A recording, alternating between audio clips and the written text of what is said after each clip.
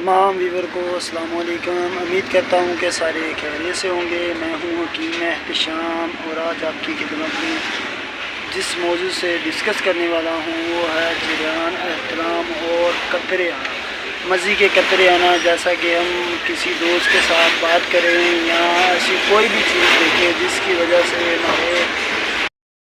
से हमारे नफ्स तनाज़ुम में जो है कतरे जो है वो मनी टैप जो है निकलना शुरू हो जाता है, उनके लिए बहुत बेहतरीन चीज़ है। आप जो है मोबाइल पे ऊपर किसी के साथ भी बात करते हैं तो वैसी कैफियत महसूस करने से भी उनको मज़ी के जो कतरे हैं वो निकलने शुरू हो जाते हैं। मादा है जो इनकी वो बहुत ज़्यादा पतली है, जिसकी वजह से इन्हें जरियान एहतलाम तांद और मज़ी के कतरे वगैरह निकलने का मसला है। उनके लिए बहुत ही ज़बरदस्त किस्म की चीज़ लेकर आपकी खिदमत में हाज़िर हुआ। मेरे यूट्यूब चैनल पे नए हैं वो मेरे वीडियो को लाइक करें, चैनल को सब्सक्राइब करें और अपने दोस्तों के साथ ज़रूर शेयर करें।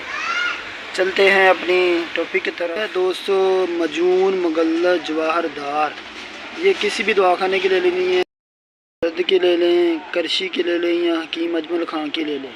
ये उसके ऊपर तफसीलात लिखी है। जरियान और सर्द अंजाल दूर करने में वाफद और मादा मनी को गाढ़ा करती है।